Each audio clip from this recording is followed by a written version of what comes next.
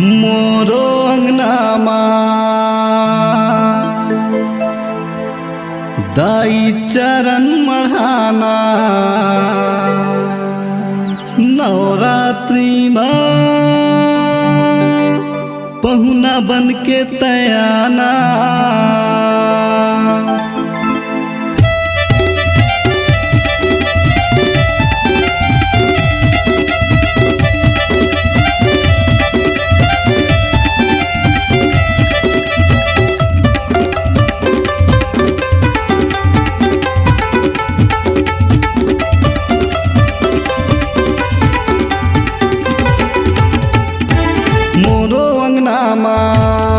दाई चरण मढ़ाना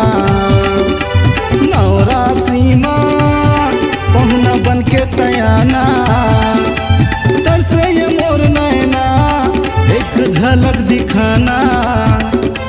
सर में होके सवार मैया तय चली आना आना मैया आना वो महामाया आना मैया आना वो समलाइया आना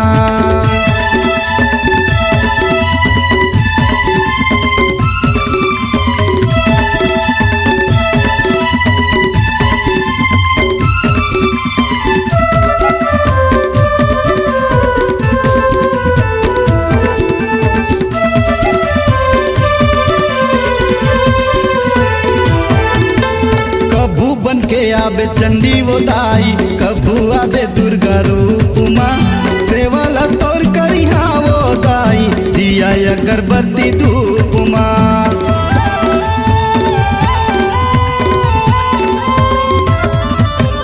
कभू बन के आबे चंडी वो दाई कभू आबे दुर्गा रूप माँ सेवाला तोर करिहा वो दाई दिया अगरबत्ती धूप माँ कभू बन के आबे लक्ष्मी वो मैया लेके हाथ लाली फूल वो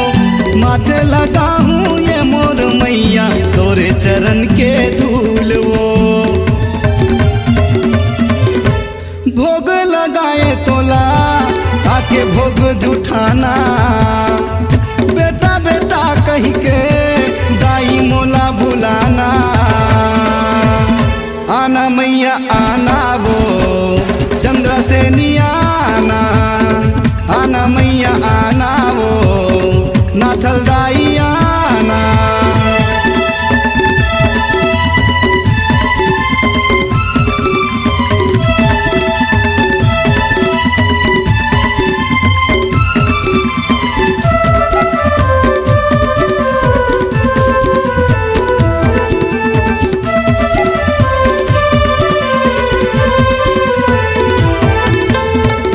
बन के आबे शारदा मैया लेके बीड़ा कर ताल वो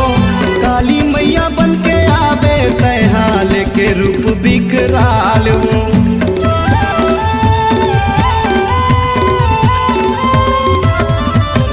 कभू बन के आबे शारदा मैया लेके बीड़ा कर ताल वो काली मैया बन के आबे तैहा लेके रूप बिकराल वो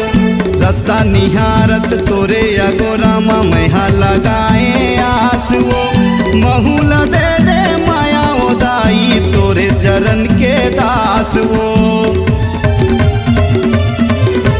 मोरे भुइयाला दाई आके पावन बनाना टिकरी हवे मोरे गाँव मयाना आना मैया आना वो महामाया आना मैया आना वो चंद्र से नियाना मोरो अंगनामा दाई चरण मढ़ाना नवरात्रि माँ पहुना बन के तयाना